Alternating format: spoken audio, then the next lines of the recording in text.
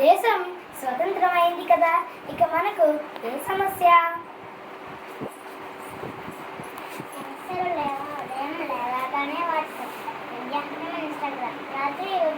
అది సమస్య కాదు, అది మా జీవితం. బిడ్డలారా, మీరు ఏ సమస్య గురించి ఆలోచిస్తున్నారు? బాబు, స్వతంత్రం కోసం మేము బ్రిటిష్ వాళ్ళతో పోరాడం, మీరు ఇప్పుడు ఫోన్తో పోరాడుతున్నారా? బాపూజీ, మేము రోజు పోరాడుతున్నాం, కానీ చార్జర్ ఎవరి దగ్గర ఉందో తెలియక పోరాడుతున్నాము. నాకు సత్యం, అహింస చాలా ముఖ్యమైనది, కానీ ఇప్పుడు సోషల్ మీడియాలో ఏ వార్త నిజమో ఏది అబద్ధమో ఎలా తెలుసుకుంటున్నారు?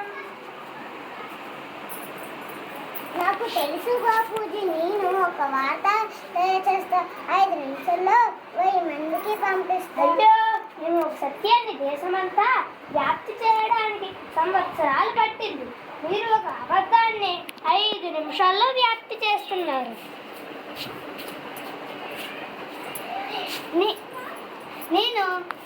నేను చాచా నెహ్రూని. ఇక్కడ ఏమి జరుగుతుంది? దేశ అభివృద్ధికి శాస్త్ర సాంకేతిక విజ్ఞానం ఉపయోగపడాలి, కానీ టెక్నాలజీ మనిషిని నియంత్రించకూడదు. అంటే మొబైల్ వాడకూడదా? వాడాలి, కానీ మొబైల్ మన చేతిలో ఉండాలి, మనం మొబైల్ చేతిలో ఉండకూడదు.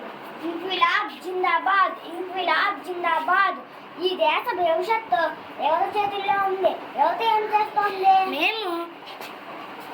మేము చాలా యాక్టివ్గా ఉన్నాము. ఎక్కడ యాక్టివ్గా ఉన్నారు? ఇన్స్టాగ్రామ్లో.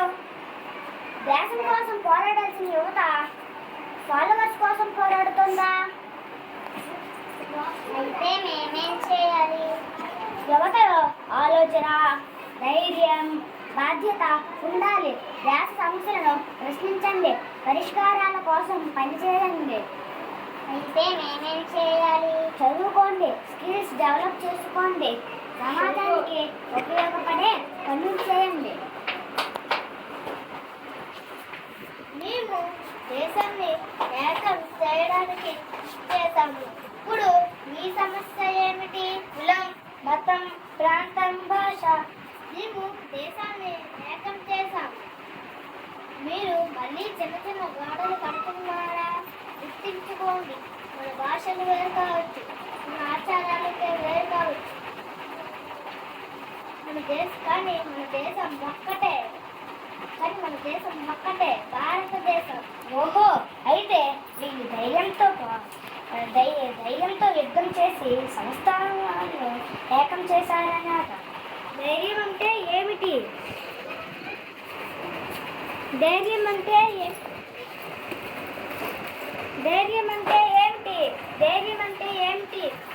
అంటే కేవలం యుద్ధం చేయడం కాదు, అన్యాయాన్ని ఎదిరించడం కూడా ధైర్యమే. మహారాజా, ఇప్పుడు మా సమస్యలు వేరుగా ఉన్నాయి. ఏమిటవి? ఎవరైనా తప్పు చేస్తుంటే వీడియో తీసి సోషల్ మీడియాలో పెట్టడం. మీడియా తీయడం కాదు, సాధ్యమైనంత వరకు సాధించడానికి ముందుకు రావాలి, పరిష్కరించడానికి ముందుకు రావాలి. వందే మాతరం, వందే మాతరం. ప్రకృతిని కాపాడండి.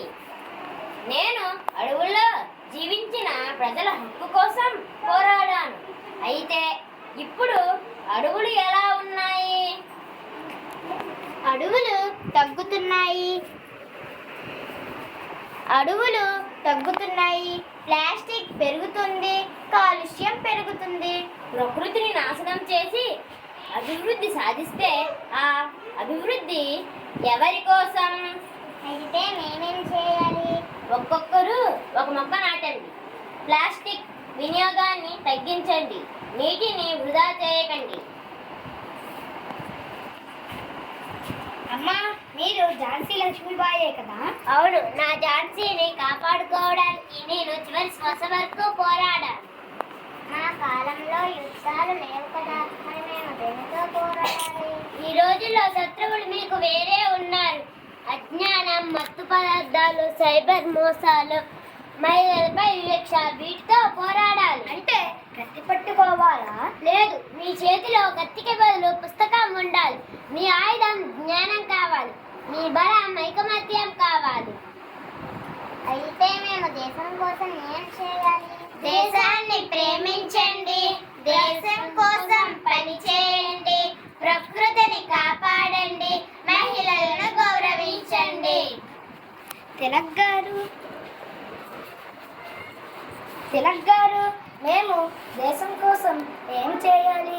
ఐక్యంగా ఉండండి, దేశాన్ని ప్రేమించండి, క్రమశిక్షణతో ముందుకు సాగండి.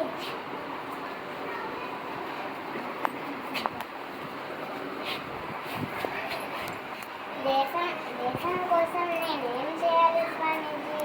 బాగా చదువుకొని ప్రతిభను పెంచుకో, ఇతరులకు సహాయం చేయి, ధైర్యంగా ఉండు, దేశాన్ని ప్రేమించు. నేను నా లాంటి అమ్మాయిలందరికీ ధైర్యం చెబుతాను స్వామీజీ. అదే కావాలి అమ్మా. బలమైన యువతే బలమైన భారతదేశాన్ని నిర్మిస్తుంది.